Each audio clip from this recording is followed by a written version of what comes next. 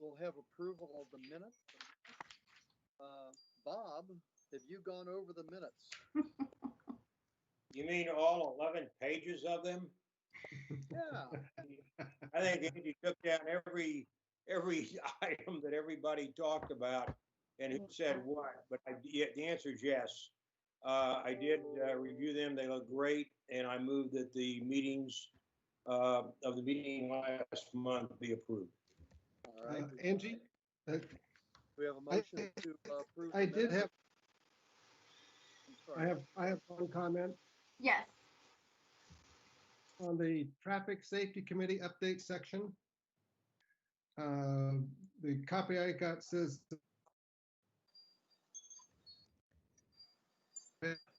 that's actually the 23rd. I'm sorry, you cut out there for part of what you said. The minutes that I have show that the Traffic Safety Committee's next meeting is on the 25th. And I think that should be the 23rd. That is correct. Yeah, the 23rd. And that's in the meeting minutes. Correct. Okay. Yeah. Thank you. Yeah, I'll correct that. Okay, Bob, we have a motion. Is there a second? Second. All those in favor of approving our minutes from the last meeting with the correction, say aye. Aye. Opposed? Aye. Thank you, members. And Angie, if we'll do it like we did last time, I just have to remember to stop by and sign them. Okay. So put them in the office next door. Just give me a heads up when they're ready, and I'll come over and sign them. All right, will do. That worked great. Thank you. Okay. Board member announcements. Let's start with Diane. I don't know that I have anything specific. I watched the recording of the work session, the recent work session, but we'll probably go into that in more detail maybe when we dig into the rest of it. So nothing else from me at this time. Okay. Rich, how about you? Nothing. Okay. Bob? My wife and I had dinner at Mason on Saturday night, and I wanted to comment that whoever was responsible for the shutting down of that entire street is to be commended. It is perfect for dining there, the al fresco dining, and it's just something new. And I think that we're fortunate to have that ability to do that and have a fine dining place and places here in Sherwood. That's all. Mike, how about you? I agree with Bob regarding the al fresco outdoor dining. I think it's wonderful. Other than that, I don't have anything. Okay. Megan's not here. Chris? Chris, you're muted. Thank you. Like Diane, I was able to watch the work session, got a lot out of it, and I know we're going to be talking about that later. But again, this month, I want to commend the PD for having good use of the radar trailers out. Every time I turn around, I'm finding them and seeing them, and I think that's from the Traffic Safety Committee concerns. I think that's such a good tool that now that both of them are working and running, the use of them is to be commended, because if we educate people, maybe we can solve some of the problems. Good. How about you, Laurie? We had our Police Foundation meeting just prior to this one at 5 o'clock this evening, and we are talking about various ways that we can show support for the Sherwood Police Department, the officers, to try to help keep morale up with everything that's going on in the country. So just keep your eyes open, because we're coming up with some ideas, and so hopefully we're going to have some things pop up around town here and there. Okay. To show support for the officers. That's great. And I too, I was able to sit in on most of the city council thing, and Chief did a great job. And like Bob and Mike, I've been down to Railroad Street, and I think it gives these particular businesses such a fighting chance to get back in, you know, after being shut down the way they were. And I know that one of the establishments is quite impressed that their sales are way ahead of what they were this time last year when we didn't have a problem. So kudos to the people that thought that up and implemented it. I think it's fantastic. Ralph, just out of curiosity, are you able to tell which organization is doing so well? Mason is? I think they all are, but Mason, it was specifically out of chat with one of the folks at Mason. So, I mean, that's just good. It's good business. I hope they do it again. Let's go down to item number 5 in our schedule. 5A, term expirations. And I have one little change I'd like to add to that. If you turn your page over, it's the one that looks like this on the back of this. And we show 2 vacancies, and we really only have 1 vacancy because Mike has that 1 vacancy. And so his first, his adjusted term extension date will be June 30th. And then following that, or June 30th of 22, following that, June 30th of 25. Is that correct, Chief? Yes. So, as you recall, the municipal code was adjusted to allow for staggering terms so that we didn't have an entire board coming up for reappointment or replacement at the same time. And that was very pertinent to this board because it was the newer board and everybody joined, the original members all joined at once. And so as a result, they also moved to a common expiration date of June 30th. So that's everybody, that's the date of the year that everybody's term will expire. So the reason to do that was to have the recruitment and application process and interview process take place at the same time.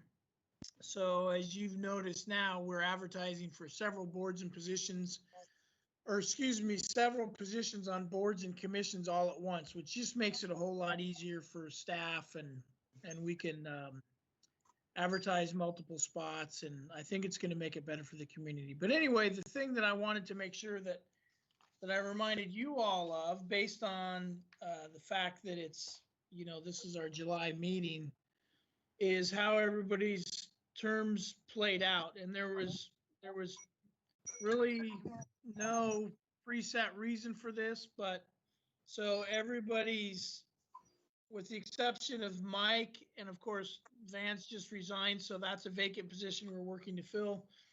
Everybody else's term expires June 30th of next year. And that was adjusted just based on where your terms were. So they didn't want to end the term early. So you actually, some of you got a little bit longer, but most of the original members got adjusted a little bit longer. But then the next term expiration date, you'll notice those are all staggered to get us into the position from 22 through 25 to get us into the position we want. So what that means is that next year on June 30th, there's everybody except Mike and the new person, your term will be up, and you will choose at that point whether you want to stay on the board or whether you have had enough and you're ready to come off the board. There are no term limits, and there is no language regarding any steps that need to be taken for reappointment. And I believe the process that we're using now is if somebody wants to be reappointed at the end of their term, they just notify us that they would like to be reappointed.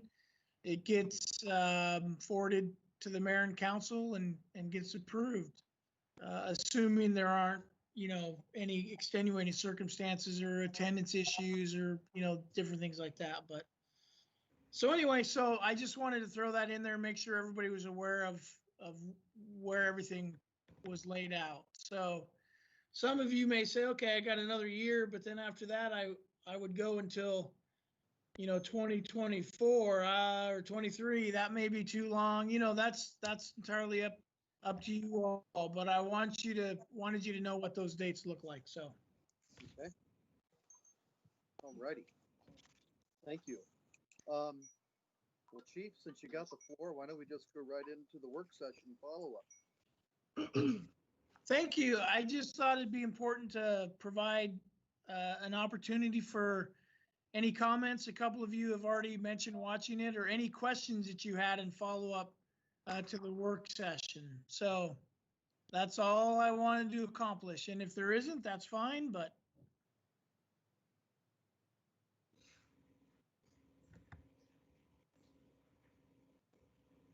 I think you did quite well. You had a lot of stuff that you covered, and yeah. So Chief, clearly, and there was a little discussion in the work session about the role that the Police Advisory Board could play in review and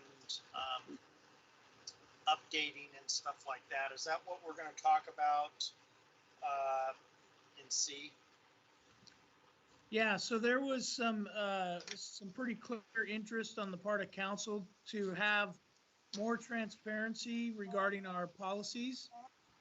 And so they had, that's the conversation that Chris is referring to. And so there was a desire to have some kind of a process where those policies could be reviewed. And so there's kind of two things happening now. So in that discussion, we realized that we already had an existing board and we wanted to check, but we felt like, and I felt like, and Joe felt like, and council agreed that this board could potentially, not could, but would be a you know, the logical place to have those policies reviewed. As community members, you can then, you know, relay any questions that you've got or that you've heard from the community, and then you can also serve to explain the policies to the community, and it just adds a level of understanding and transparency. So upon checking, we realized we didn't need to do anything at all because the language in the code already, for the Police Advisory Board, already mentions policy review and oversight for city council and administration and of course me. So it's already there. We have not been doing it for no reason, but so I told council we will start.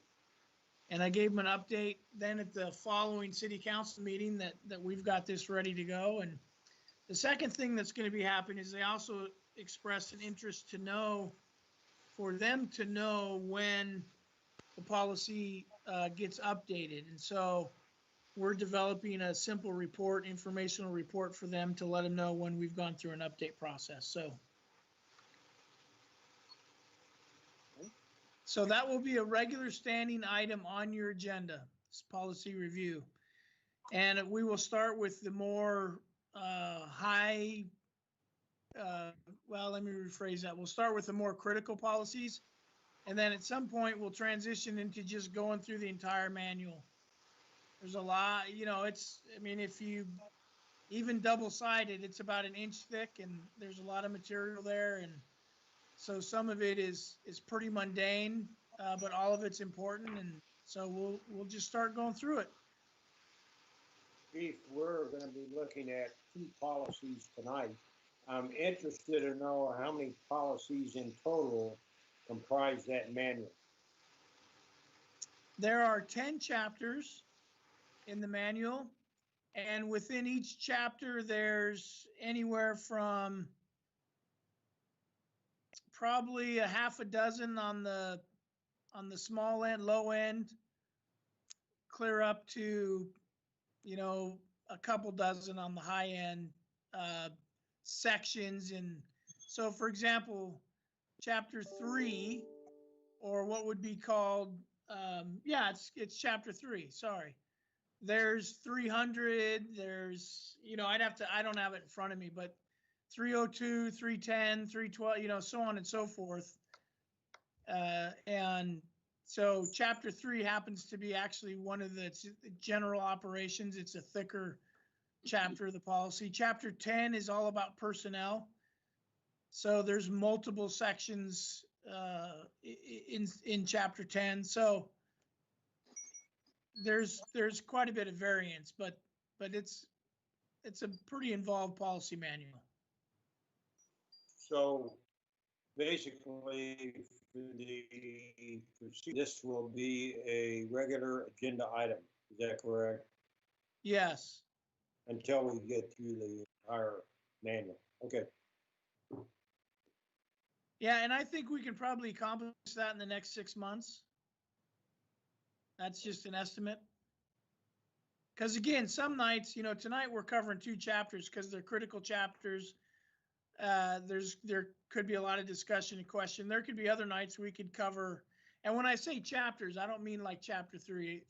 I'm sorry, sub chapters or sections within a chapter. But there'll be other nights where we'll be able to cover, you know, several of them because they'll be smaller and simpler and not as critical. So should we just drift right into that? Rich has a question. You're muted. I'm muted, Rick. Is it possible for us to actually get a hard copy of the manual so that we can take notes?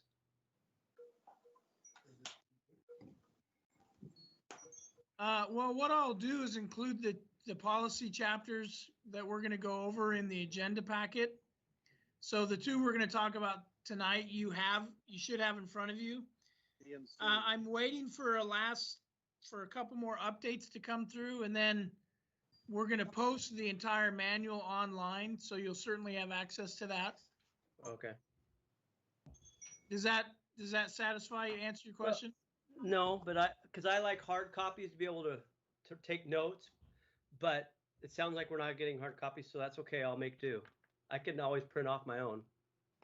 Yeah, or if you would like a hard copy, you can come by the office and we can have a hard copy for you. One of the challenges with the hard copy that we try to avoid is as we go into this conversation now, the thing that it's important to remember is that this is a dynamic living document, right? It's a policy manual that undergoes changes at least twice a year, and perhaps more than twice a year, based on changes in statute, changes in case law, court decisions. If it's determined that there's a new, better way to do something, they'll update that. They are always finding language updates, grammatical updates, formatting updates. You know, those are obviously very, very minor things, but the point is, at least at a minimum twice a year, the manual changes. So every hard copy that you have potentially becomes outdated every 6 months. And so we try to stay as electronic as we possibly can. That makes sense, and I'm all for that. I'll just make my own copies to make notes.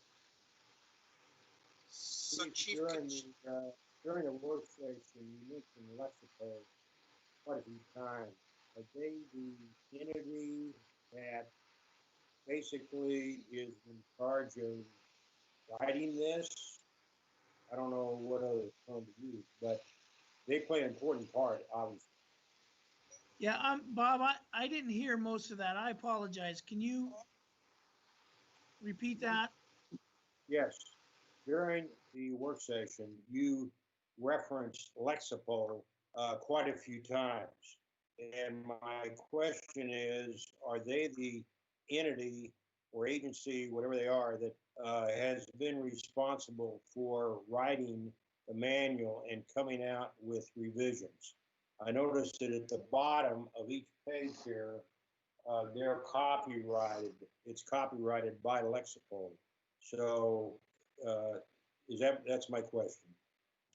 And yes, that is correct. We are a subscriber to Lexipol, and they are our policy system. They provide the system, and I call it a system because it's constantly updated and they manage it for us.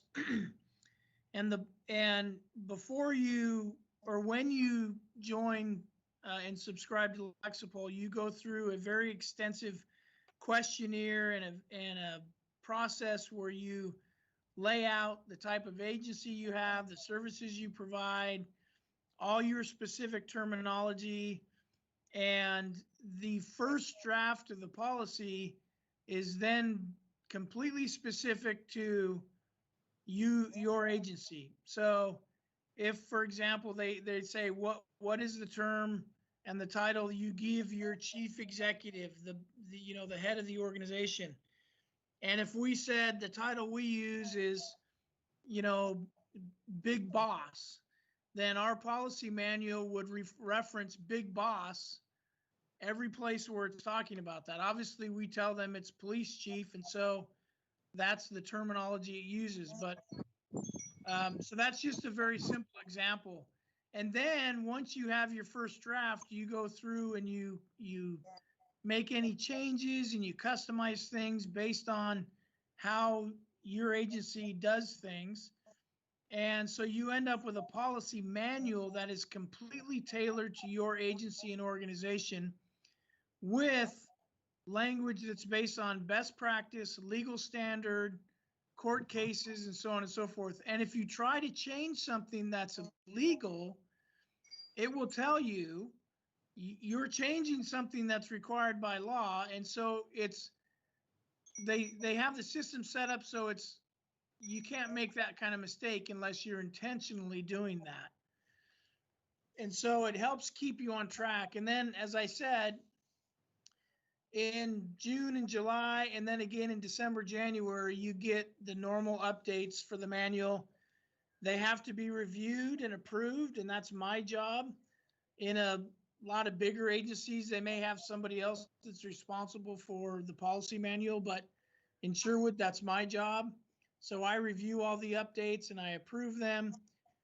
There's some sections of our policy that we have tailored to, as I said, specifically to us as an organization. For example, in the chapter or the section that deals with personal grooming standard, Lexipol's template talks about officers being clean shaven.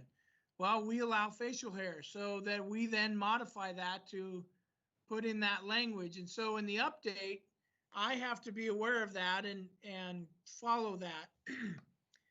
Obviously, the updates that have to do with best practice and case court decisions and new laws and those kinds of things, we don't mess with. We stay with their updates, and they tell you these are critical updates. You need to accept them.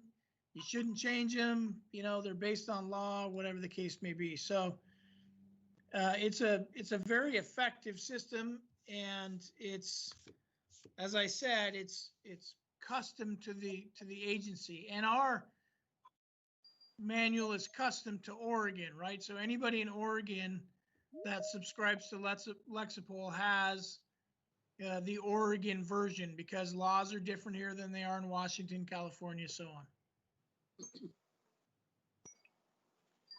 Okay, thank you.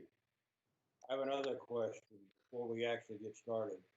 Each one of these sections are either preferenced by best practice, by federal, by state, or modified.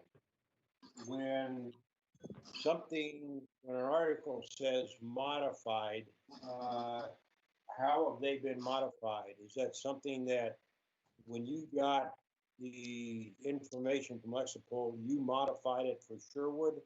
What exactly does that mean?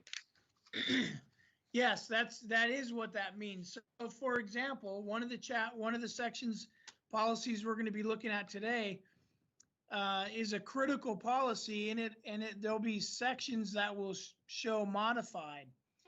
And the reason that is I went in and made changes that were necessary before Lexipol has updated for legislative changes that are coming out of Oregon. So the Oregon legislature just 2 weeks ago made several changes in statute that took place immediately.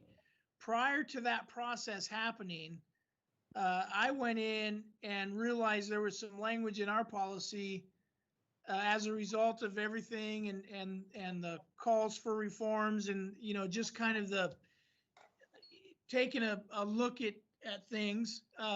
I went in and said, oh, there's some things here that we're going to change now, frankly, that need to be, the language needs to be a little bit stronger, or it needs to be worded differently. So when I do that, it'll show modified.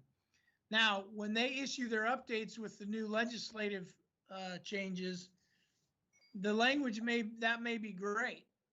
And so then I'll accept that, and that word modified will go away. It's also entirely possible that I will review it and I won't feel like their language is strong enough, and I want stronger language for the Sherwood Police Department. So I can put stronger language in there, and then once again, it'll show modified. Okay, thank you. Any other questions before we start digging into it?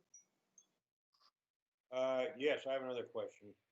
The sorry guys. Some of this I'm going to call it highlighted, and being colorblind, I'm going to say that it's kind of in yellow or green or some color like that. What does that mean? Why is it like that? You'll notice that anything that has the terminology state or federal by it is in a colored box. And anything that just says best practice is not. So that is Lexipol's way of letting you know that this language is based on legal standard, either state and or federal law. Good. Thank you. Chair, I have no other questions at this time. Bob, you can ask as many questions as you like. Chair, I have a follow-up to Bob's. Okay. Since I printed out in black and white, I just see shaded. But so, Chief, when a federal or state guidance or direction comes out from Lexipol, can you modify that, or are you held to whatever the state or federal, I'll say, standard is? It is physically possible for me to modify it, but if I try to, Lexipol will tell me you're making a change to something that's a legal standard. Are you sure you want to do this? And I have to actually go past 2 message boxes that tell me, are you sure? Are you really sure? We recommend you not change this because it's legal standard. Okay. But it is possible. Thanks.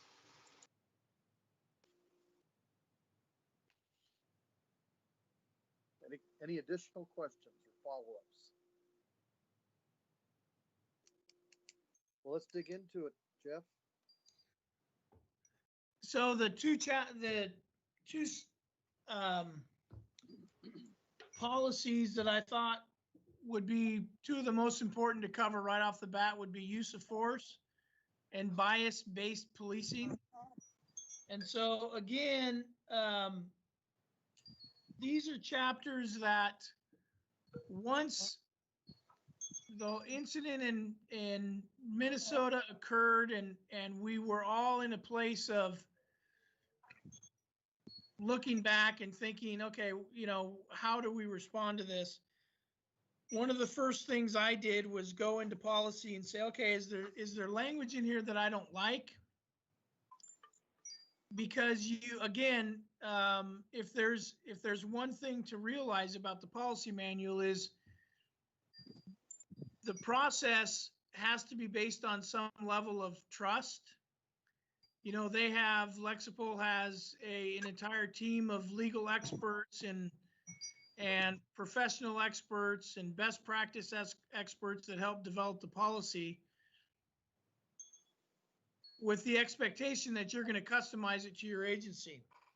So, for example, up until, you know, recently, different types of carotid restraints or what people refer to as chokeholds have been an accepted practice and technique so long as people were trained. And our policy used to talk about, you know, if you're trained in the use of these different things, then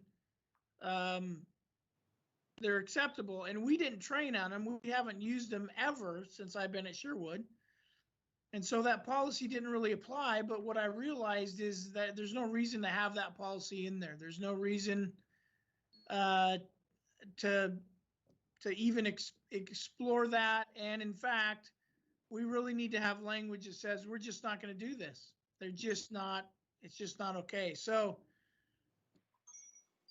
as a result, then that's was one of the first things I did was go in and start looking at policy and looking for things that I felt the language needed to be modified. There's other sections where I made the language stronger than what it was about duty to intervene and so on and so forth. So with that said, let's just go through this and you'll see there's subsections. And so I'm just going to kind of slowly go through this. I'm not going to read it verbatim and I'm going to watch for a show of hands or whatever if you have a question about any of these sections and we can talk through it. But obviously the purpose and scope, every policy is a guideline and it provides information to help officers make decisions based on the circumstances at the time. And this policy offers that guidelines on you know, when officers should use and what type of force. And then it has definitions which are important, defines force compared to deadly force. And then the policy statement really is a statement that says, this is our policy. This is where we are as an agency. And that language is very intentional and I have put our, you know, language in there that I think is important. And so what I want to point out on that one is the last two paragraphs. The department recognizes and respects the value, dignity, and sanctity of all human life without prejudice to anyone. Next paragraph talks about de-escalation tactics and that we're going to use force only as a last resort. It's our attempt to make every effort to defend ourselves and others without causing harm. So that's our policy statement. That's what we believe. That's who we are. That's where we're at. So that's an example of language that I want to be crystal clear and as strong as possible. But that's the policy. Duty to intercede, pretty straightforward. Anytime anybody sees something that's not right, they are absolutely required to speak up, to intervene and speak up and report it to a supervisor. You know, Jeff, if I could drop back to that last paragraph, the de-escalation. When we did the police academy, when we did the very first one, that was so present, and with the teaching, with the instruction that we received, as well as the play acting. The play acting was all about de-escalation too, to try to not allow things to get out of hand. So this just falls right in line with what you've been doing. Sorry. It's okay. Okay. Then we move into the next section that's talking about actual use of force. Chief, Lot of like. Before you get on to the Yeah. next one, it's for anybody who may eventually watch this. Have you found that your officers are willing to intercede? Yeah, so it's kind of like, you know, some kind of a prevention program, right? How do you know it works? Well, I guess you don't know. And that's kind of the nuance with duty to intercede. I'm confident that our officers are prepared to, but they haven't needed to, right? So we haven't had an incident that we look at and we go, how did this even happen, right? We have body cameras, we have reports, and so all those are reviewed, and so there's never been an incident where we've looked at something and we've said, we have a problem here. Why didn't anybody stop this or intercede or anything? On the flip side, we've had situations that did not resort in any use of force, but they simply resorted in the dynamics of a contact between one officer and a citizen, where another officer stepped in and said, you know what, this is getting too loud and too heated, and told the other officer to step away and let me take over. So we have seen that. So I know that we have our officers that are thinking critically about making sure that we keep things under control. We have very few uses of force in a given year. I mean, that's just our reality. It just doesn't happen very often. We've also had situations where we've chosen to walk away rather than to push an issue. We had a situation where somebody was in a house by themselves. They were under the influence of, we think, a couple things. They had access to weapons, and we measured all the circumstances, and instead of choosing to try to go in and arrest the person, we chose, because there was no community threat, we chose to walk away, and the situation resolved itself, because eventually the person's going to pass out and we can deal with it another day and not have to worry about a shooting, kicking in a door. We have, as a department, talked about situations where officers recognize that the N is not justified, well, or the N, I don't want to say it wrong. The ends and the means don't always equal, right? So the need to apprehend somebody doesn't outweigh the risk of pursuing them or fighting them or whatever the case may be. And I think I used that example in the work session. If we have somebody that's committed a minor theft and they begin to get squirrely and it looks like it's going to break into a fight, our officers have talked about just, it's not worth it. You can go, or they take off running. We had an incident, in fact, the other night where somebody was, an officer was attempting to arrest somebody for rather minor charges, and a bit of a scuffle broke out, and the suspect took off on foot, and the officer just said, see you later. They didn't chase him.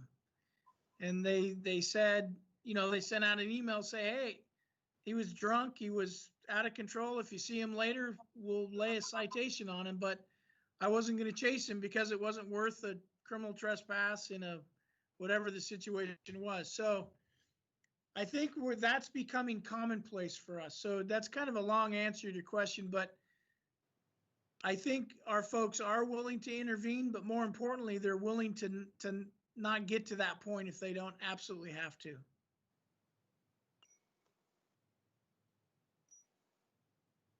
And the bigger issue from an accountability perspective is if somebody is in a situation where they should intervene and they don't, and when we get to the issue, then that's going to be a big deal. And I think people realize that, and I don't think people want to put themselves or their leadership in a position where they're going to have to address that, because we've made it pretty clear.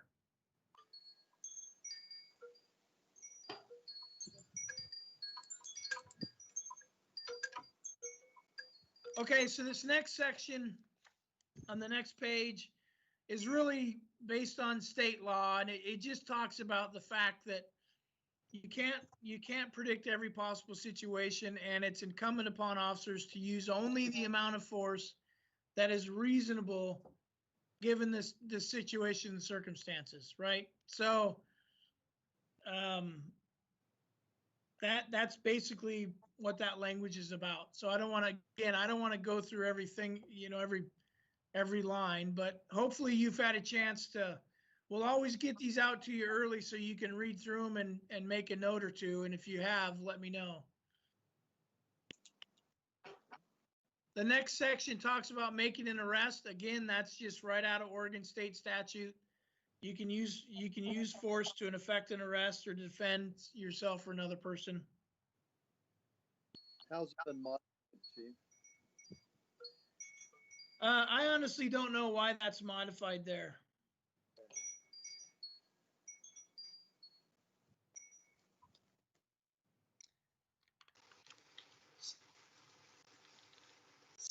So, Chief, this is Chris.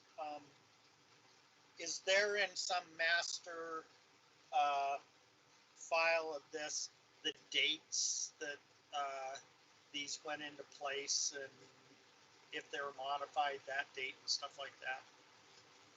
Yeah, so Lexipol, another advantage of having a policy system is they retain all the tracking history on different policies, when they were changed and modified and different versions and so on and so forth.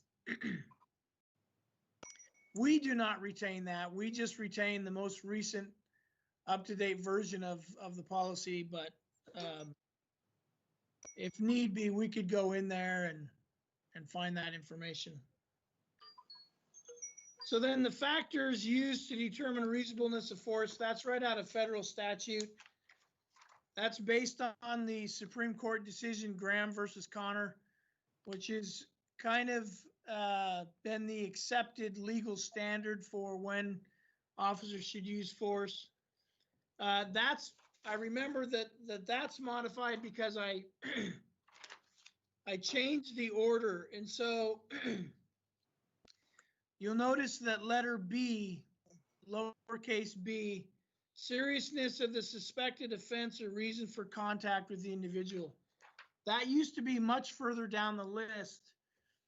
And while I don't believe they were intending to list these in any order of priority, it's my belief that anytime you read 1 through 7 or A through whatever, it implies priority. And according to Graham versus Connor and according to our philosophy, the seriousness of the suspected offense or reason for the contact is, I think, exactly number 2. I mean, number 1 should be the threat that the officer may be facing, right? Somebody pulled a gun on him. Number 2 is, what is the crime that the person committed? And this goes back to what I just talked about. If somebody commits a person felony, they seriously assault somebody with the use of a deadly or dangerous weapon, and we're attempting to arrest them, and they are still armed with that deadly and dangerous weapon, and we know that they just assaulted somebody or killed somebody or whatever, and they are a threat to the community, that puts them at a pretty high level of potential for use of force because they are an imminent and potentially immediate risk based on what they just did, the seriousness of their offense.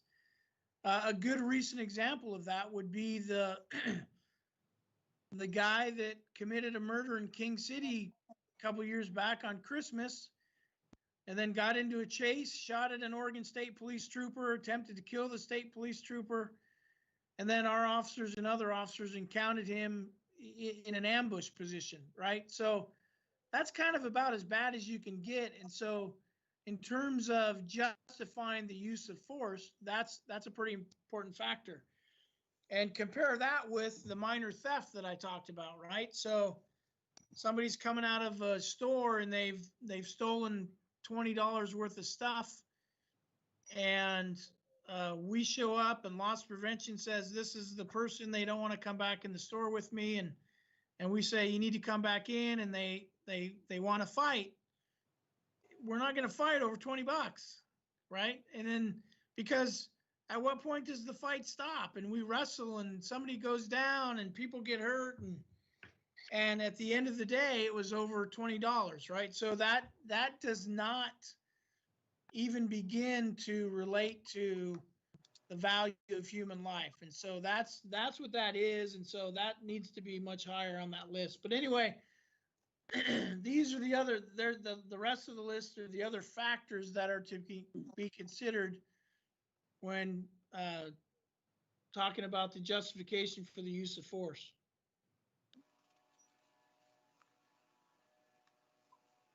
Okay, so now the next several sections talk about specific types or applications of force, pain compliance techniques, and that's basically where we're using some technique to get somebody to comply because it hurts.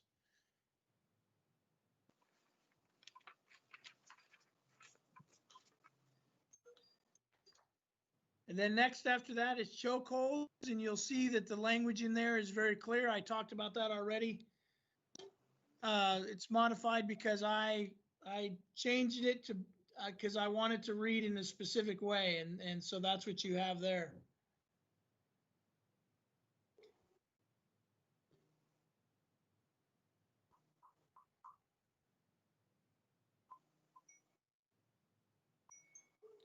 Any questions on that or anything we've covered up to this point?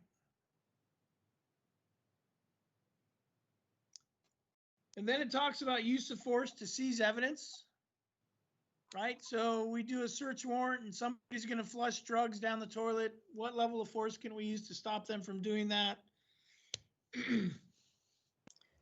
And so again, that's what that language covers.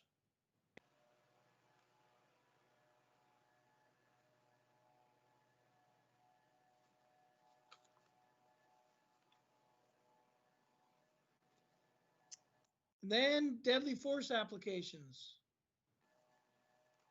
So this is all right out of, again, Graham versus Connor, federal statute. It's also covered by state law, but they're citing the federal statute here. And I think it's pretty straightforward language. Oh, and by the way, I should point out the other little reference box. For example, you'll see one here. It says OAA 1.3.2, 1.3.3, sub A, so on and so forth. That's the Oregon Accreditation Alliance. So those are references to standards that we have to comply with to be an accredited agency. And Lexipol partners with the Oregon Accreditation Alliance to provide those references. And this language in the policy here complies with those standards. So some of those standards require that we have specific language. So.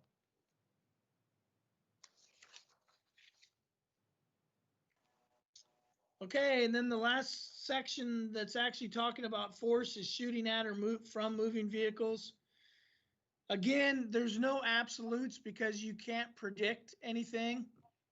And if I use the scenario with Trooper Cedarberg again on Christmas night, the suspect in that case drove it to a dead end, turned around, pointed his car at Trooper Cedarberg and his car and accelerated and came at him, and while he was coming at him was shooting at him. So certainly in a scenario like that, Trooper Cedarberg gets out of his car to get out of harm's way and fires back at the suspect in the vehicle. Certainly that's a scenario where we don't want to have policy that tells an officer, well, you can't do that.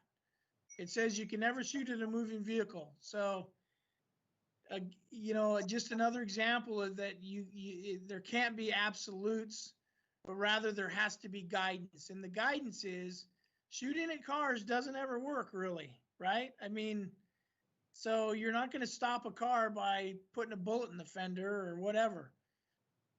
So you know, the language is there is get out of the way of the car. And we're not going to shoot at it unless the circumstances are so unique that it requires that. And we're never going to shoot at it to try to disable it because it's just not going to work. Not with a handgun.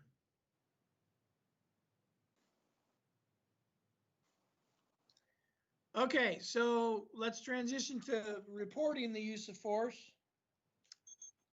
And I will suffice it to say, and this cover a lot of ground with this, that every use of force is required to be reported. It's required to be documented on a specific form. And that form, along with a copy of the report, goes to the supervisor. The supervisor reviews it to make sure it meets policy and that they don't have any questions, there's no problems. The supervisor then refers that to their supervisor, the patrol captain, who reviews it under the same eye. And then they refer it to the support captain. So both captains look at it, and then they give it to me. And then I review it to make sure that I don't have any concerns or questions. Every use of force report gets reviewed in that same manner. I look at every one, and prior to me, they've been looked at 3 other times by supervisors and administration.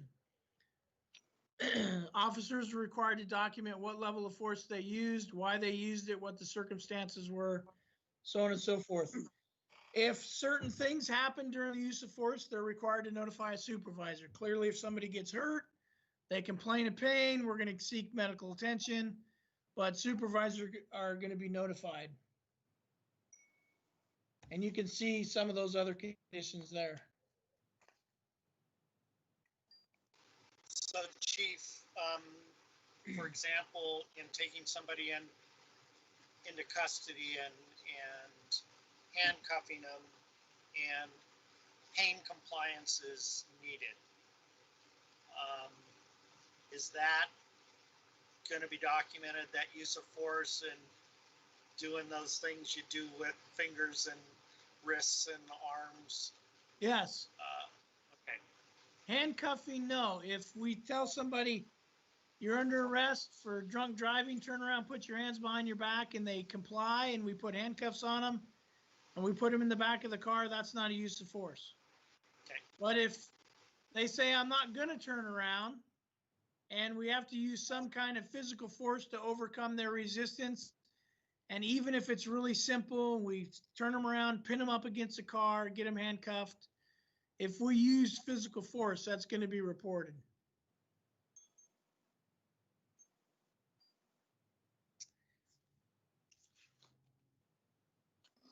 Then it talks about medical consideration. So obviously, anytime anybody complains of pain, as I said, or has any injury or anything, they're going to be medically treated. Anytime we use any significant force and somebody's injured, we're going to immediately treat them medically. We have made it very clear that in this department, we do not wait for the SWAT team to approach somebody that has been shot and may have a weapon and needs to be medically treated. If we shoot somebody and then need to save their life, that will happen immediately, and we will do that immediately. That's why we have ballistic shields, and we'll get officers in there to help us stay safe. We'll get to the person, we'll get the weapon away, we'll get him controlled with handcuffs, and then we'll immediately begin treating their injuries.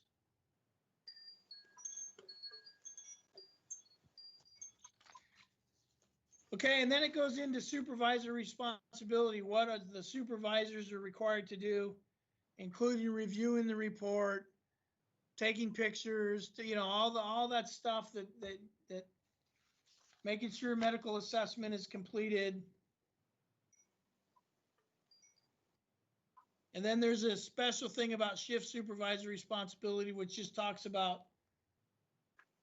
making sure that everybody that's working for you is following the policy and getting the reports turned in, that they review their use of force reports and so on. As I said, as we go through these, you're going to find that a lot of this language is pretty straightforward.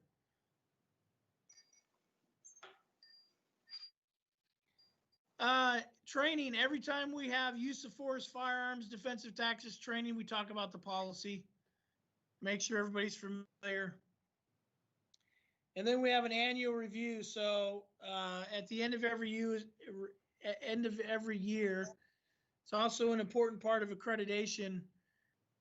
We have a review to see how many uses of force we had. Were there any trends? For example, we had 10 uses of force and every one of them was against a pregnant female or whatever the case may be, right? So, well, why did that happen? Do we have a problem there or what's, you know, or we had 10 uses of force and look at that, it was the same officer in all 10. That's probably not good, right? I mean, that's indicative of something. So that's why we do the reviews. And then, as I said, it's an important part of accreditation. Had with all of the annual reviews and the use of force analysis, etc. I notice that the names of the citizens or the officers are not included. And as you just mentioned, I'm assuming you're keeping track someplace of, you know, which officers are having to use force, et cetera, where more training is required. It's just that their names don't go into an annual review. Well, that just is in the analysis, right? So there's two kinds of reviews there's two pieces to that.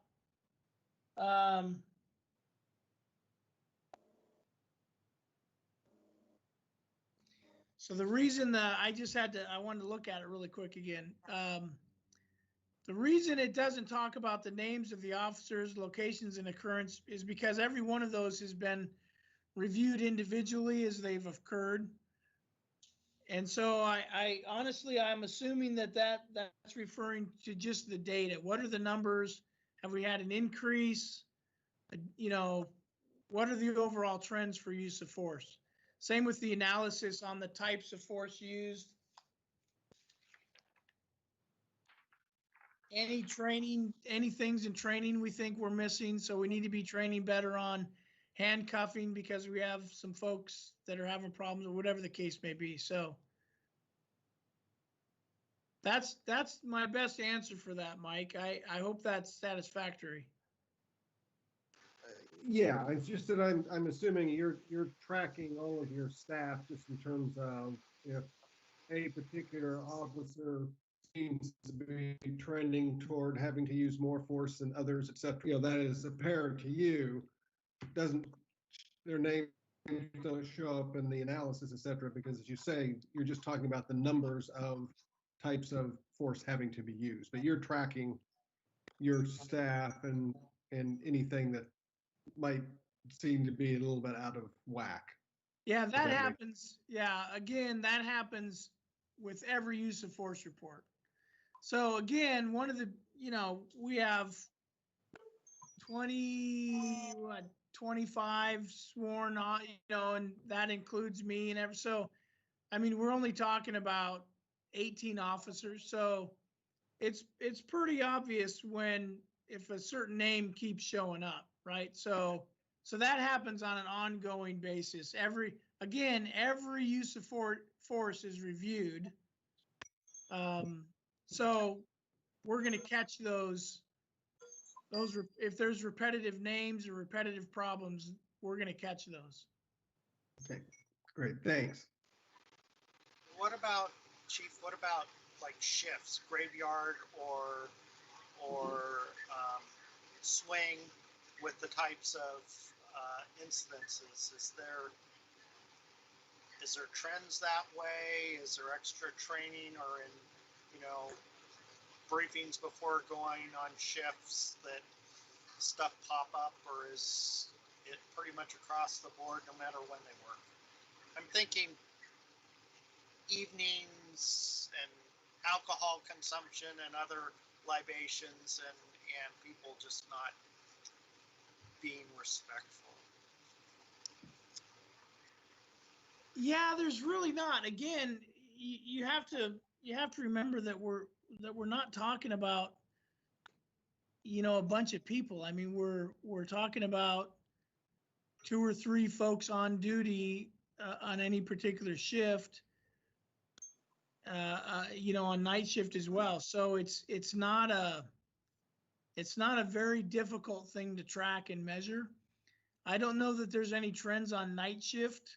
certainly some of the incidents that happen on night shift could have more propensity for force, but there's less people, right? I mean, you encounter fewer people, there's fewer calls generally on night shift, so it just doesn't equate that way. Swing shift is the busiest shift, it's the most people, and so that's probably, if there was going to be a period of time where there would be more potential for use of force, it would probably be on swing shift.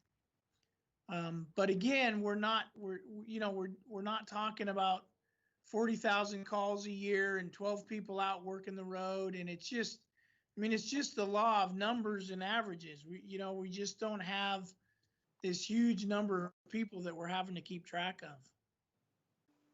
And frankly, that's a big advantage of a police department like Sherwood. There's an argument that could be made that a good majority of the misconduct in these types of incidents that happen occur in bigger police departments. And I don't want to generalize, but that there's definitely an argument that could be made. And so then that gets to your point where you have 15 different teams working 3 different shifts over, the hours of graveyard. And so much more difficult. In those departments, there needs to be really complex systems and processes in place that can give them early warning devices about every time Jones makes an arrest, he's beating somebody up. Well, how are you going to know that when you have that many people to watch? Just not an issue that we have in Sherwood. And we're watching closely. I mean, that's the other part of it. Thanks.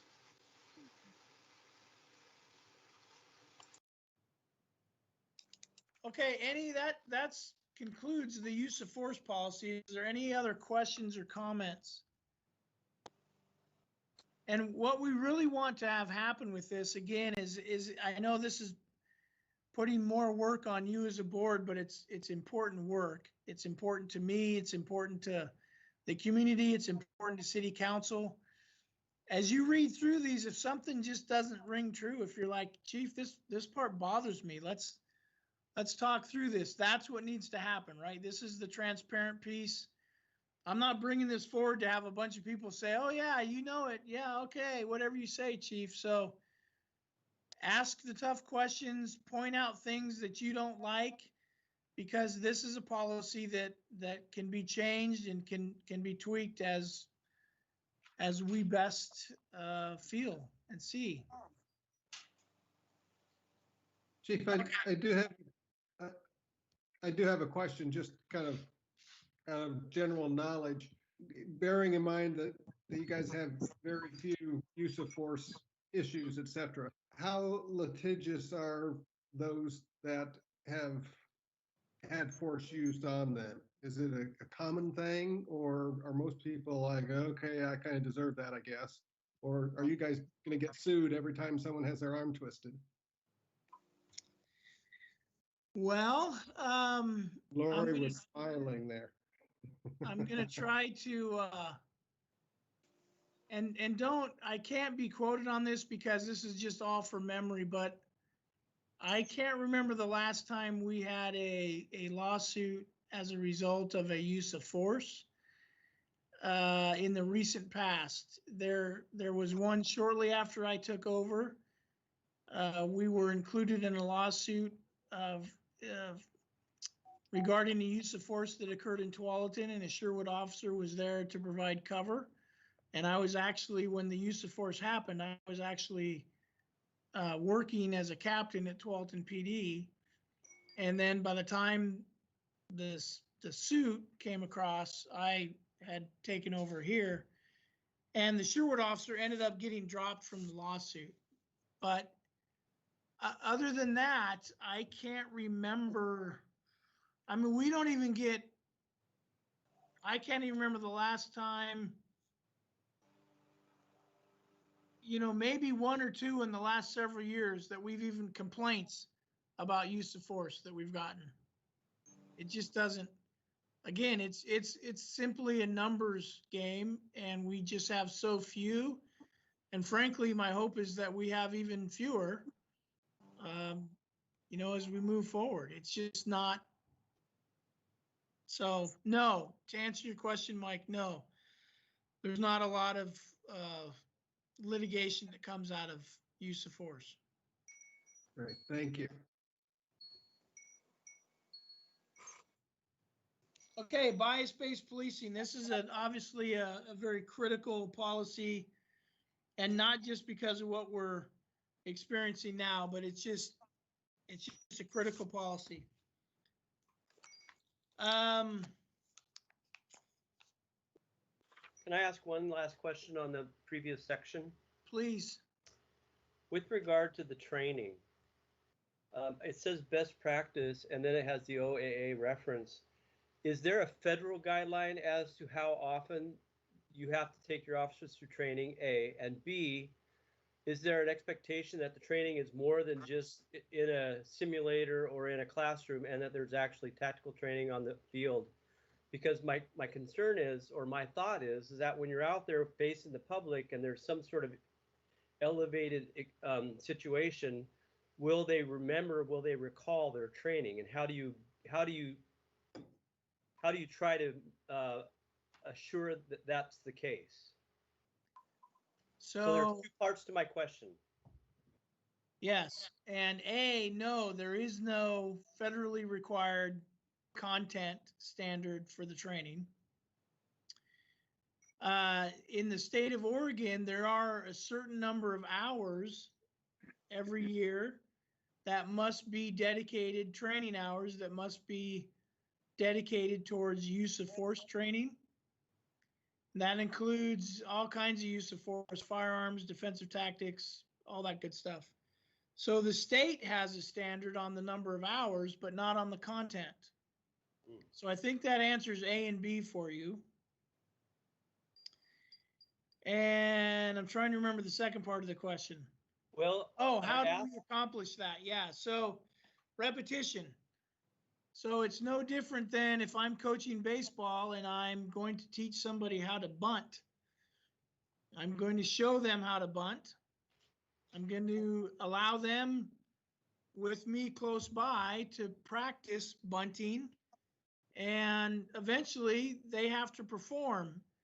And we will continue to do that until they have reached a level of competence. In the same manner, we're going to teach somebody, here's how you take somebody into custody, put handcuffs on them, right? Those of you that went through the Citizens Academy know that, experience some of that. And then we're going to say, okay, do it again, do it again, do it again, do it again, do it again. And then we're going to put them in scenarios that are going to test their ability to perform with some level of pressure or stress. And then I remind you that we review every use of force. And if at some point we determine that, okay, this maybe went downhill because the officer was having difficulty with something, then that triggers a retraining. Let's look at our training. Why are we having difficulty?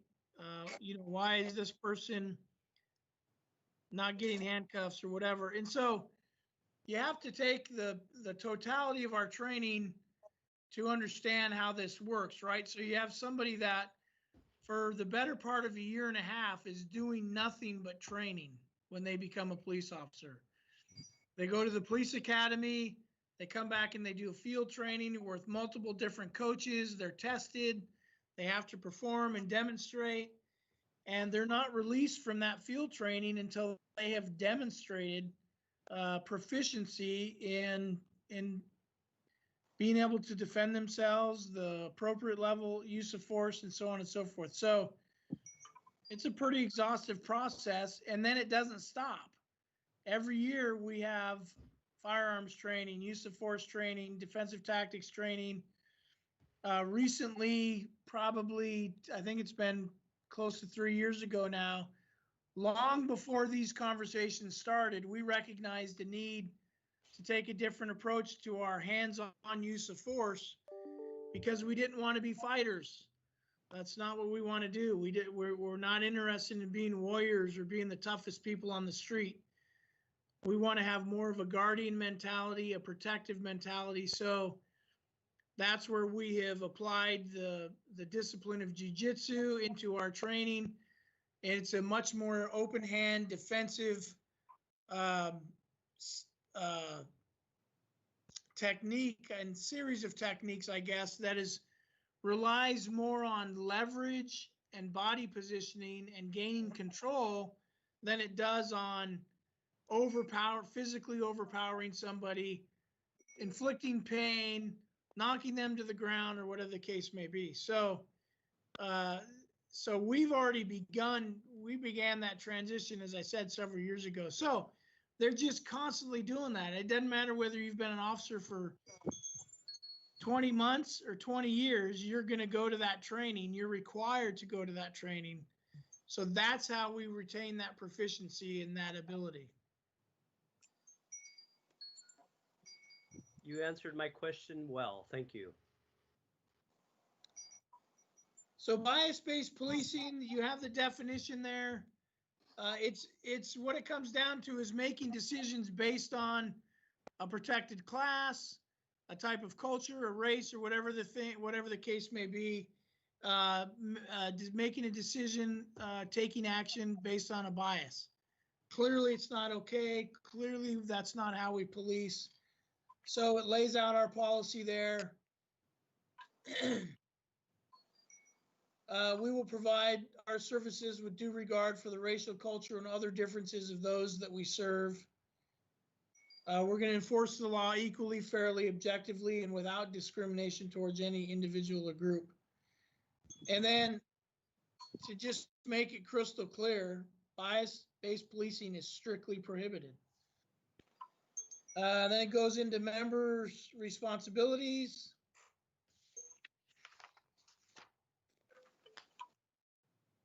Reason for the contact. Again, you've got to have reasons for the contact. We report our traffic and pedestrian stops, so we participate in the state of Oregon stop data. It's now required. Everybody has to, but regardless of that, we do. So when we clear every traffic stop, we report the race and gender information so that we have tracking to see who it is we're pulling traffic stops on, or we're stopping on the street, and so on and so forth. So that serves as that's a system where we can monitor and track how we're doing on that. Supervisor responsibilities is covered there. Talks about reviewing with the officers, documenting what's going on.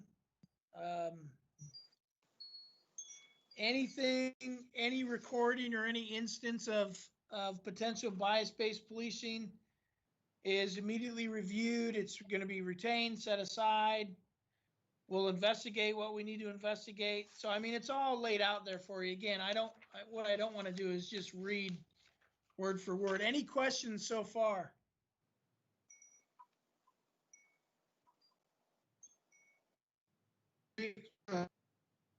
Item D under supervisor, that's whistleblower protection, basically. Is that how I'm reading that correctly? Address any retaliatory action. What? Give me the numerical numbers you're in section. 402.5, item D. Oh, D. Yes. Yes, you're right. So that protects the duty to intervene, duty to intercede, duty to report. Right. As we review other chapters later, you'll see that we also have every officer has a duty to report misconduct. So if somebody reports what they believe to be bias-based policing, they absolutely have protection. So that's what that's referring to. Well, just to follow up then, back in 300.2.1, should that same paragraph be included in that?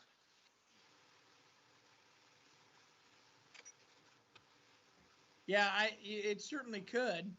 I mean, I don't know right now sitting here. I don't know why they didn't include that in there. Certainly could. Cool. Or the argument could be made that whistleblower protections are really kind of automatic and doesn't need to be put there. But so it's best practice. It's not based on any statute or so. That's certainly a good point. Thanks. You said at 300 point. Give me the numbers for that again. 300.2.1. So I'm going to make a note of that, and we can certainly do that.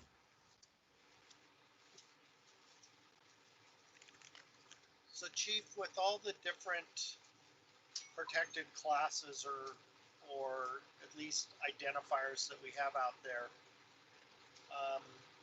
when an officer feels he has probable cause to pull somebody over or detain somebody,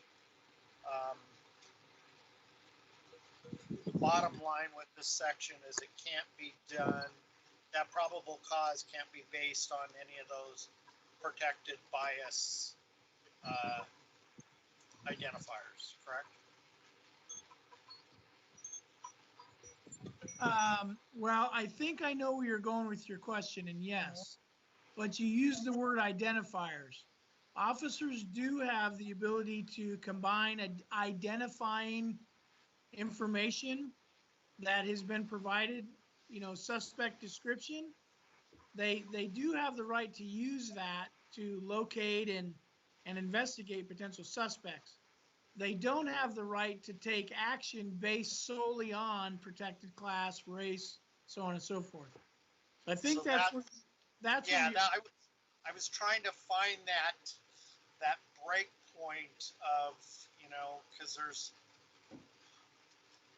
it's a tough job to meet this requirement. And I think it is. I not being an officer charged with these challenges, but I struggle with seeing where that line is, and I hope you train. There's lots of training and lots of role playing to really help the officers so they don't get in trouble on this. Yeah, so we're going through implicit bias training again right now, and so there is training that we conduct on that. Absolutely, it's part of our. There's also ethics training, right? That plays into that. So it's I agree. I understand and agree with the point you're making, but it's also important to understand that as a professional police officer, it's usually not that difficult, right? You take action based on behavior. And you're colorblind. You don't, it's just based on behavior, based on the credible information you have, and that's it. There's just, that's just one of those things that for us is just kind of a no-brainer. And I don't say that to try to oversimplify or to minimize the impact. I say that to say for us and for professional policing, which policing isn't perfect, and I've never maintained that. We know that. But when you're constantly striving to fix problems and do better and towards a higher level of professionalism, there's certain things that just kind of become no bueno. No, it's not okay. It's not going to happen. That's not how we police. And that's one of those things. You just don't make decisions based on any kind of bias or any kind of race. And so then what you do to ensure that is then you begin to dig deeper, and you have bias and implicit biases. So then you begin to dig deeper in the training to talk about, okay, well, we know there's no overt on the surface biases, but let's talk about internal biases. Let's talk about implicit biases. Let's talk about things that you've carried with you since you were 7 years old, or since you had that bad incident happen to you, or whatever the case may be, right? So you start to dig deeper into that, help people understand those biases, and then those filter through when they're making those decisions. So that helps keep us at a place where we need to be. Thank you. Because all of us have biases. There's not Chief, a person I have alive another that can say they question don't. for you. Yes. So I read through the minutes from last month, and I was reading how you identified and acknowledged that there's a lot of expectations on police officers that weren't there 30 years ago. You know, mental health calls and things of that nature, and we know that the policing has morphed into something much bigger than it was probably intended to be, protect and serve. And so I recognize that you guys are carrying around just this big, huge backpack of duties, and somehow you have to be ready on the fly to be able to filter through what's in your toolbox and make sure you respond as appropriately as possible. Thus, the training. My question for you is, when you consider you're doing this bias training and implicit bias training and all this reporting, and you're I don't want to say you're second guessing your officers, and if anything, you're covering their back. But just on a bottom line, how much additional effort does this require of police administrations to basically make sure that they are above board and compliant? And does the public have any concept as to what is being expected and the actual cost, not just the time, but the actual dollar amount that's added for you to do what you're doing? Because what I'm hearing from you is you're just doing a lot of stuff that seems like it's beyond policing, beyond the protect and serve. Well, beyond policing as defined by sitting in a police car and responding to calls and so on and so forth, yeah, absolutely, far beyond that. Beyond protecting and serving, no. And I understand what you're saying. I'm not being argumentative. I'm just offering my tweak on the semantics. As administrators, we don't respond to calls, right? Unless it's a critical incident and we need to be out there. But if a burglary call comes over the radio, I'm not going to jump in a car and go. That's not what I do. But the patrol officer protects and serves by responding to that call, by helping people when they're in need, whatever the case may be. I protect and serve by making sure that the officer that responds is as professional, as well equipped and well trained as they can possibly be, and that they're held accountable. They understand what's expected of them, and it's my job to keep those systems running. So that's my tweak to the semantics. That's how myself, my captains, that's how we protect and serve, right? We decided through the years to move beyond what I call pushing the police car around and wanting to lead and lead change and make the career and the make policing better. Now, the second part of your question, yeah, it's absolutely very expensive. I mean, that's what we do. So my expectation of me is to take care of all of that other stuff. And the challenge is, as you look at different models of leadership and you look at what defines good leadership, you'll hear a lot of, police chiefs talking about, or leadership models talking about, you've got to be out with people. You've got to be in the field. You've got to be doing that stuff. That's the challenge that I have. And I've had, frankly, from day one, and there was probably a period of time where I wanted to be, hey, go out and have coffee with folks and go out. But my job is to take care of the stuff that needs to be taken care of.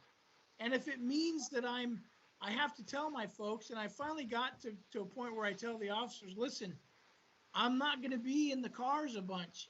I just don't have the time to do that. My job is to make Sherwood PD the best agency it can possibly be, the best agency in the state of Oregon. And I would put us up against anybody. I'm extremely proud of this organization, but that takes collaboration. That takes meetings. That takes being involved with the state agency, state chief's agency. That takes a lot, not the least of which is making sure that we have good policy, making sure that I'm reviewing policy, making sure that my captains are taking care of the administrative functions that they need to take care of. So yeah, it is critically important. It is expensive, but there's no way we could do what we're doing without them. So at one point, several years back, there was some suggestion that, well, if you need more officers, you need to get rid of some of your administration, your top heavy. I said, well, if we get rid of that, then you can say goodbye to accreditation. You can say goodbye to the policy process. You can say goodbye to best practices, because internal investigations, professional standards, use of force, I mean, all these things, some of which we're talking about tonight, some of which we're not, they don't happen. They don't just happen. And so to your point, yeah, that's exactly what our job is. Hey, Chief. Yes. In the session with City Council, you went into a little bit of detail about the accreditation, but just for anybody who maybe hasn't seen that, or for the broader audience that may watch this, would you mind doing just a brief explanation of what that accreditation is? So we are accredited through the Oregon Accreditation Alliance, and it is a body that exists as an offshoot of the Oregon Association of Chiefs of Police and the Oregon State Sheriff's Association. It is a standalone body, and they have established standards. There's over 100 standards that an agency must meet and then continue to prove to become and stay accredited. We've received 3 accreditations, so our initial accreditation and then 2 re-accreditations. And we're going to be due again, I think, in about a year and a half for our 4th award of re-accreditation or 3rd re-accreditation, excuse me. So you have to meet those standards, and then every 3 years after that, you have to prove that you're still meeting them. So there has to be more proof and more proof. And so I think what I said, hopefully I'm remembering the right number. I think there's only about 30% of the agencies in Oregon that are accredited. So it's not a very common thing. It's a very small minority of all the police agencies, and it takes a lot of work to make sure that your policy is where it should be, and to make sure you're actually doing the right things, doing the things that your policy calls for. And frankly, it's a huge risk reduction, right? And along with the best practice reviews, which come from our insurance carriers, CIS, City County Insurance Services. It's a pool service, insurance pool service. And so as a part of the pool, their job is to protect the pool from liability. And so as a part of that, they go out and they have best practice reviews at police agencies and jails and different things. And so they'll come out and they'll sit down with you and they'll go through the list of their own standards. They don't call them those, but are you doing this? Are you doing this? Do you have that? Let me see that. Okay. And you go through that review process to make sure that you're doing things that they consider important to reduce risk and liability. So it's very similar to accreditation, but it's different. It's from a different body.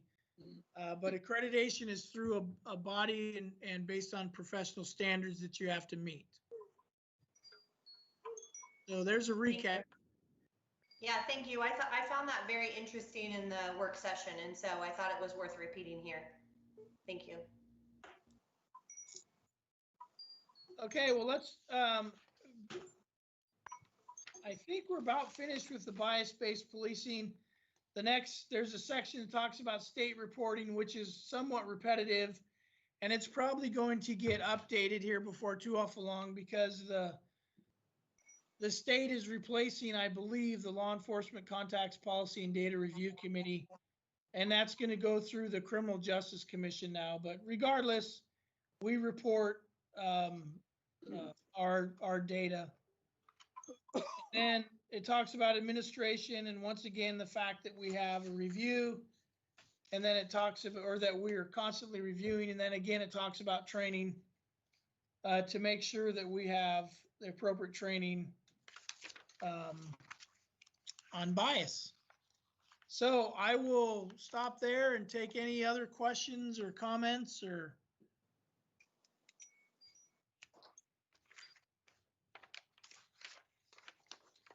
Okay, my chair, before I turn it back over to you, the last thing I'll say is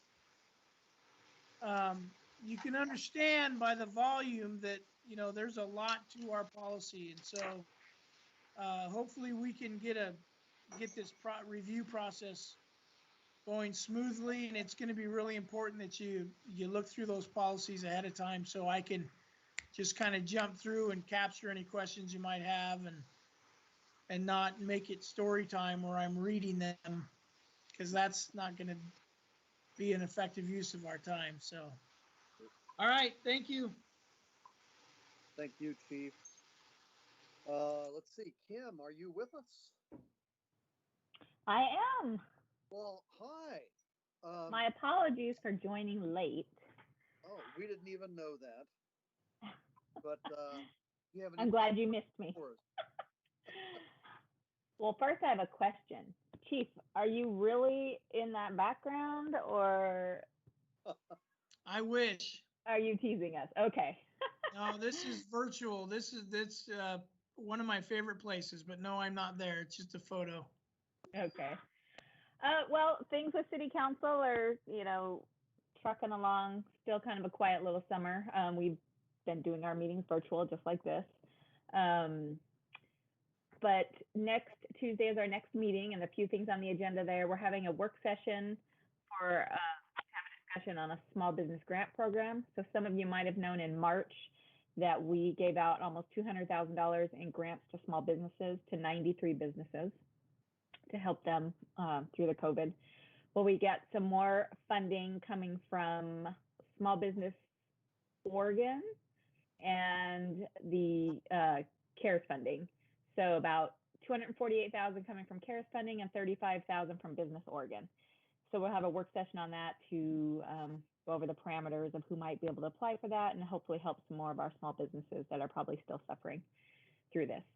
Also, during our regular meeting, I think I talked last meeting to let you guys know that the signature gatherers were out on the initiative petition to repeal the ban on marijuana. They did collect enough signatures, so they were validated by the county, and so that comes before council to approve, reject, which I personally wouldn't reject something that citizens have gathered enough signatures for. That was the whole point of that.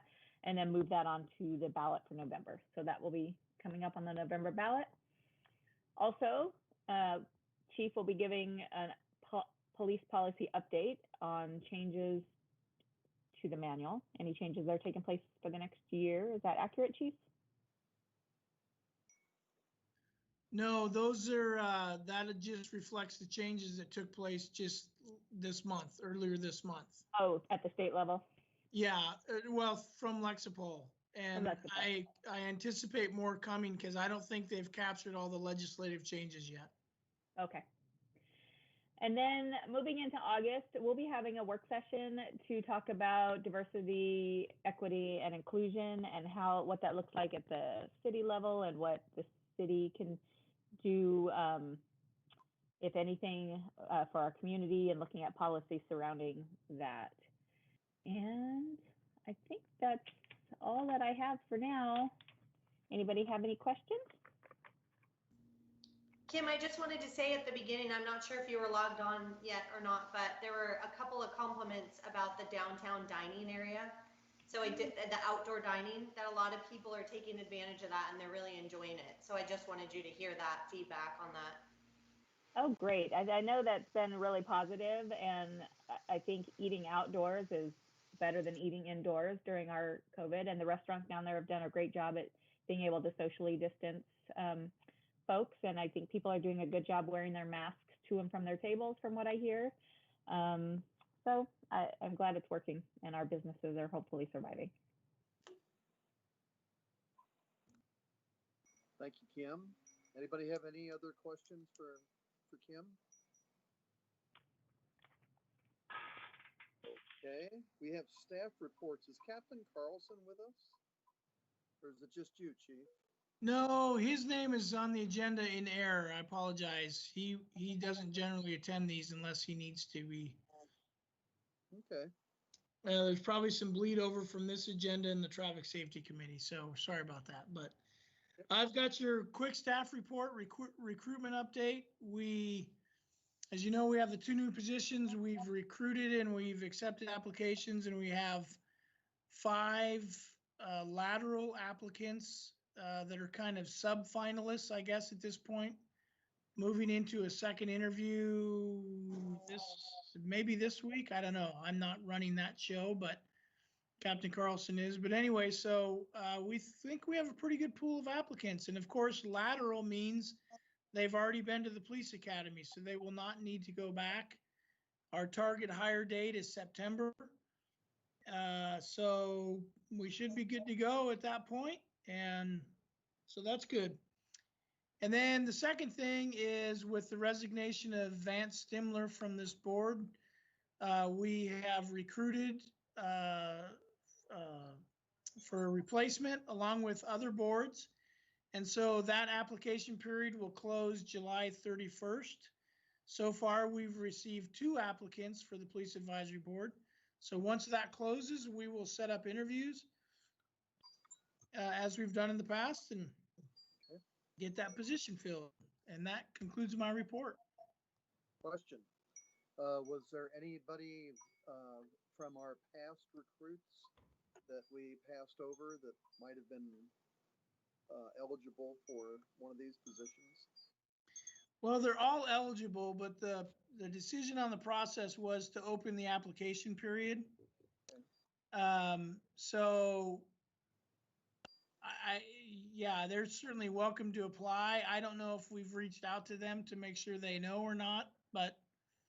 Okay, it's just a question. Yep. Alrighty. Can we ask if there's any diversity reflected in the lateral applicants? Well, you can certainly ask anything you want. Questions are free. It's answers that might become costly. Can you answer the question? I'm sorry. It's getting late and yeah, I believe there is. Good. Okay. Angie, do you know if we have any citizen comments that were submitted? We do. We have one. Okay. And I will proceed to read here. Okay. To the Police Advisory Board, representatives of the City Council, and especially Police Chief Groth and all of the members and staff of the Sherwood Police Department, thank you. I watched with interest Chief Groth's presentation to the City Council work session June 30th and appreciate the professionalism that he brings to the very difficult job that we, the citizens of Sherwood, have asked him to perform. If you have not had a chance to watch this presentation, I urge you to do so. I recognize that holding society and individuals to a set of rules and norms is not easy, but if it was easy, it would not be worth doing. Policing is the very glue that holds a society together and is at the very core of being civilized. Sure, like all of us, I get nervous when I see a police car pulling up behind me and my heart skips a beat if pulled over. That is natural. I am concerned when I see a man walking down the street with the gun strapped on his hip, knowing the power held in that weapon, but am comforted when I know that man is there to protect me. Much concern has been made about the militarization of police forces, but I do not believe that is a concern for the law-abiding citizenship. Our police department does not choose the force that is arrayed against them, but must be prepared to both protect the citizenship and themselves against all levels of threat. Police are also often viewed as being the man, enforcing unfair rules that maintain the power of the elite against the suppressed minorities. The rules of our society have plenty of outlets for change, including nonviolent civil gatherings, the right to petition, and most importantly, the ballot box. There is no place in our society for one individual or group of individuals to force by violence their positions. Thank you to the Police Advisory Board to represent the citizenship and providing that direct contact between us and our policing team. Thank you to our elected City Council for supporting the police department and for providing the guidance and funding necessary to meet the difficult duties that we have assigned them. Most importantly, thank you to Police Chief Growth and all the team for being that thin blue line that protects us all from the chaos that is out there every day. Neil Shannon, Sherwood, Oregon. That was the only one we have. Do you know if a copy of that got sent to City Council or to Sylvia to distribute to City Council? No, I think it was emailed directly to the chief and I. Could we get that over to Sylvia so she can, since it also addressed City Council, I would like them to read that as well. Of course, yes.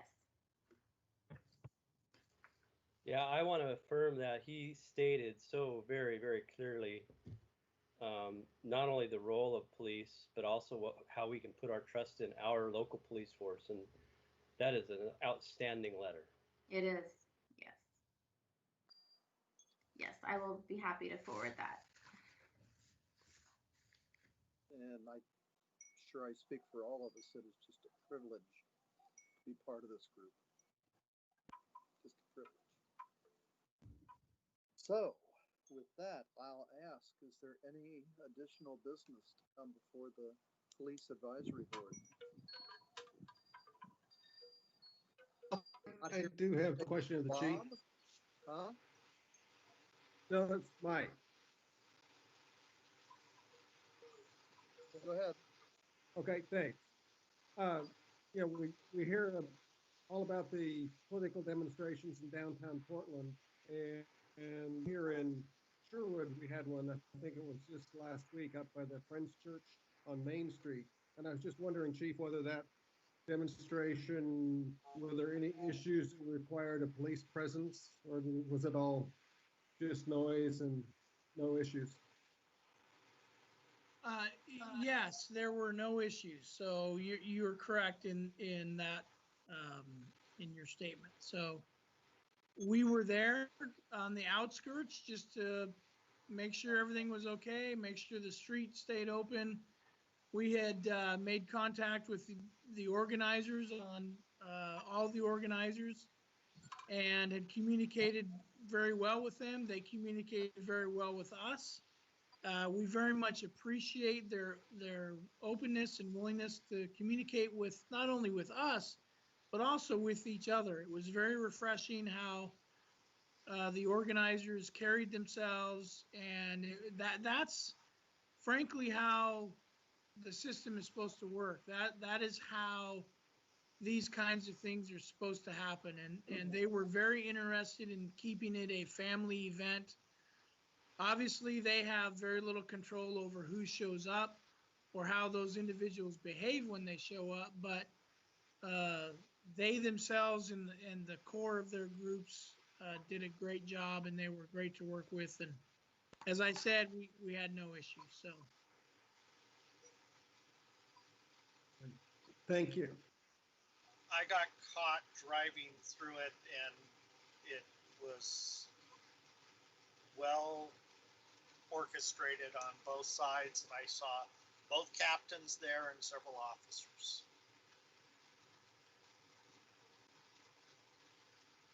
And thank you for not throwing the water balloons as I asked you not to. I appreciate that. I didn't want to roll down my window. Any other comments? We're good? Well, then I would entertain a motion to adjourn. Someone would like to make that? So move. Is there a second? Okay. Do we have Second. all those in favor? Aye. Aye. Aye. Thank you, everyone. We're adjourned to probably meet in the same format next month, and I look forward to it. Chief, thank you for all you do. Kim, thank you for all you do. And the members of the board, thank you as well. Like I said, it's a privilege to be part of this team. And pass that on to the officers and even the captain. See you Good night. See you around. Thank you, everybody. All right.